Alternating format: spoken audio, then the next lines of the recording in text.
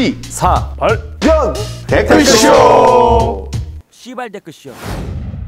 이번 이슈는 뭐죠? 용인 일가족 살인사건 오늘 이번 이슈인데요.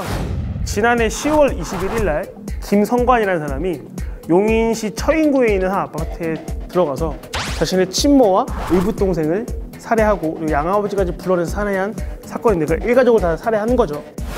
일가족을 다 죽이고 이틀 뒤인 10월 23일 날 뉴질랜드로 출국을 해요. 했으나 2015년에 당시 뉴질랜드에 살 때 뭘 훔쳤다가 현지 경찰에 체포가 됐습니다.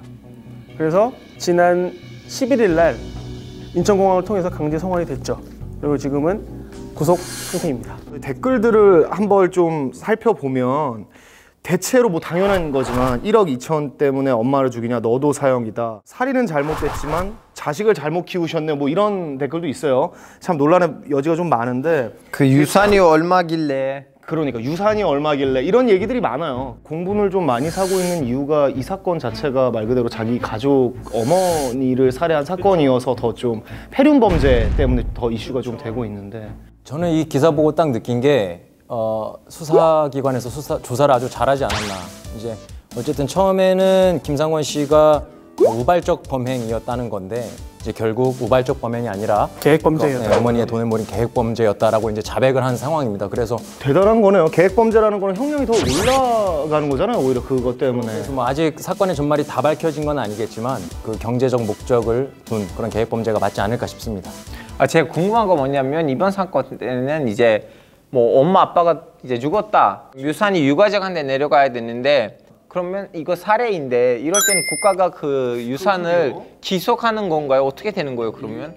상속 결격 사유가 돼요. 그런 경우에. 그러니까 상속인이 이제 그런 고의로 일부러 이제 존속을 살해하거나 했을 경우에는 상속받을 자격이 없어진다는 거죠.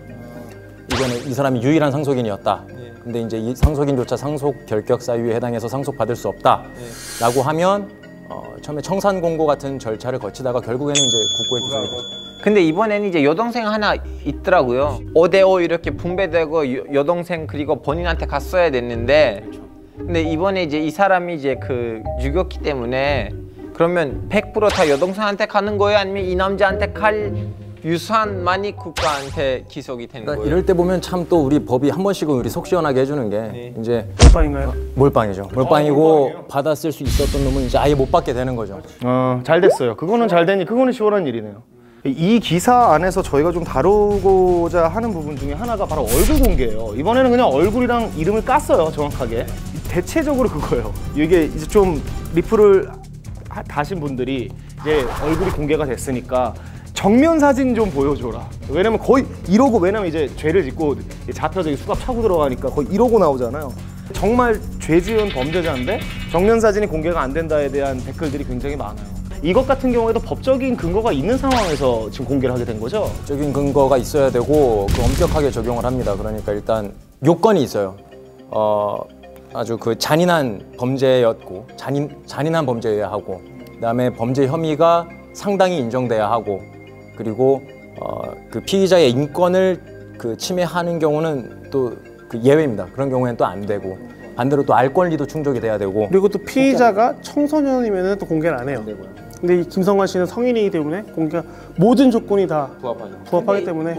거진이 사건 때는 왜 그때 공개 안 된 거예요? 그러니까 맞아요. 지금까지 이름도 공개가 안 돼 있어요. 실명 공개와 사진 공개되는 그 범죄 안에 없어요. 그러니까 고준희 양 친부는 지금 혐의가 아동학대 치사와 사체유기인데 그 두 범죄는 아직 그 실명 공개가 되는 그 사건에 들어가 있지 않기 때문에. 이 부분들에 대해서는 어떻게 생각하세요? 저는 이럴 때는 무조건 공개돼야 된다고 생각하는 건 뭐냐면, 우리는 이런 기사를 읽을 때마다 그러면 저는 국민으로서 이 새끼 누구야? 이 사람랑 같은 동네에 살면 어떻게 해요? 이 사람 누구냐? 이름하고 얼굴을 알고 싶어요. 보호받는 느낌이 드는 거죠.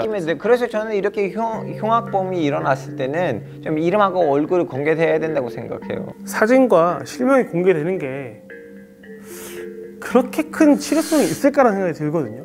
두 가지로 그래도 실효성이 있다고 보는 게, 첫 번째는 아까 잠깐 얘기한 대로 알 권리. 알고 싶잖아요. 도대체 어떤 놈인지. 근데 그 알 거리라는 것도 너무 좀 상적인 거 아니에요? 물론이죠. 그래서 이제 인권을 심각하게 침해하지 않는 범위에서 그 알 권리 충족, 또 알 권리를 충족시킬 수 있어야지 무조건 뭐 공개하는 것도 안 될 테고요.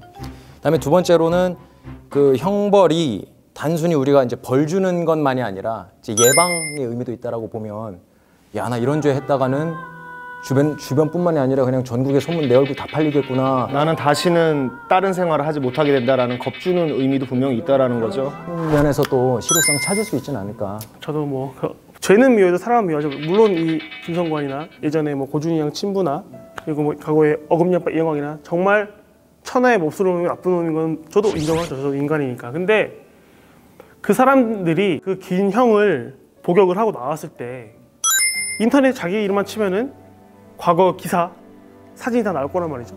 그 사람이 새 출발의 기회를 완전히 차단하는 건데, 물론 어떤 이 방송을 보고 계시는 분들은 그런 놈들에게 새 출발의 기회를 왜 주냐라고 하면 전혀 할 말이 없지만, 그들에게도 뭔가 마지막에 갱생의 기회를 줘야 되는데, 너무 우리가 야, 그 새끼 누구야, 그 얼굴 보고 싶다 하면서 너무 좀 이렇게 좀 쉽게 사진과 실명 공개하는 건 아닐까라는 생각을 좀 해봅니다.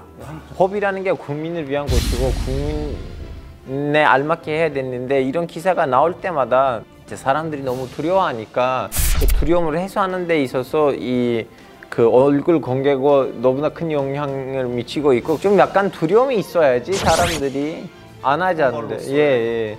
그래서 꼭 필요하다고 생각합니다. 어떠세요? 허성훈 변호사님 같은 경우는 이제 변호사로서의 의견보다는, 그러니까 허성훈 개인으로서는 어떻게 생각하세요? 이 부분에 대해서? 개인으로서는 진짜 만약 이런 사건이라고 하면 공개를 해야죠. 근데 공개를 해야 된다고 하고 현재 전 그런 제도에 찬성을 하는데, 다만 제가 조금 그 찝찝하게 갖고 있는 부분은 뭐냐면, 이걸 왜 얼굴 공개할지 말지를 수사기관이 결정하냐는 거예요.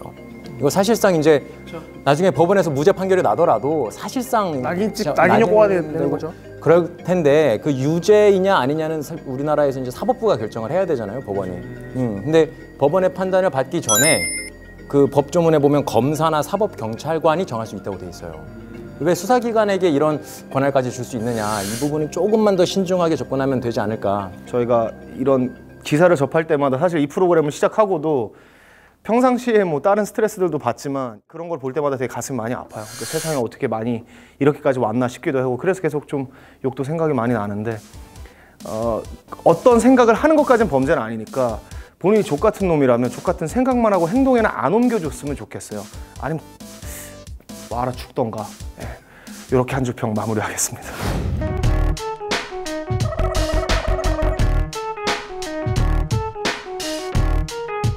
시사발견 댓글쇼, 씨발 댓글쇼.